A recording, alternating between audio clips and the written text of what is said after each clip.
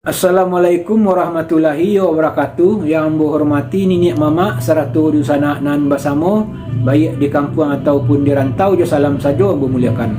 Basuh kita balik dalam uraian adat dan ampek.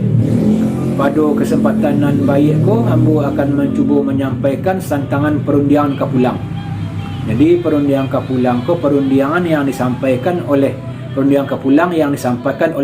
Syalik kepada si Pangka sehubungan di mukasik nalah sampai.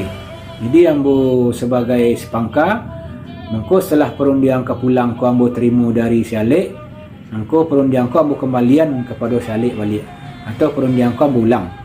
Baik, langsung saja kita mulai. Lah sampai do tuan raja nan panjang. Nan sepanjang perundian tuan nan tanta kadapan ambo ko jajak indak kambo tikam tuan. Kau kata indak kambo ulang. Kau muka mungkin indak sama panjang, muji indak sama-sama merah sio-sio ambo tentang itu. Namun kau ndak tak salah ambo menyimak, ndak tak gawa ambo menanga. Biasa jua bakatu bakasudahan bajalan baparantian. Kau ili tentu bermuaro. Basiang ateh tumbuh menimbang ateh nando rasanya kini. Kok manabang alah memerabahkan mukasik lah sampai di amak nalah pacah.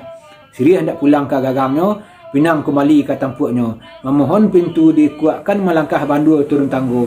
Rasanya kini, kau ayalah patik bana diwandakan dan terkadang tak mungkin lai rasu kataban pematangnya. Tak dilapis je mulik nanih jati dan suci je mukun dan janih. Bana jua bak undang tuan.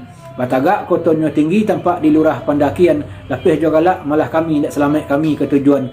Sekian perundian yang dihantar entah sampai ke depan sultan. Kaman tu mana lalunya tuan? Ayo ma tuan.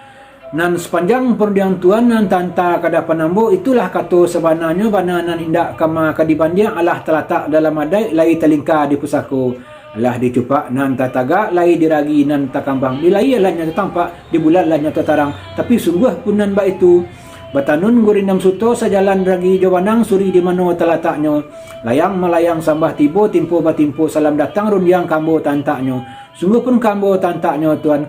Nyatu adai berarti tumbuh nyatu pusaku bayi garan bacupak telago panuh bakantang marajo lelok na undang mesi kandak. Kok kata patut dijawab, kok gayuang patut disambut sentang dikata nak kau menjawab, digayuan nak kau menyambut.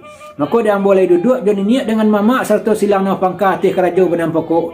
Maka rundiang tuan ambo bau jabayo dak ambo giliang ambo bulek kan nak segolong kami sepangka ambil kata na seragam. Maka kau ambo rundiang tuan jabayo menanti tuan seketika lagi ke dalam mana tuan?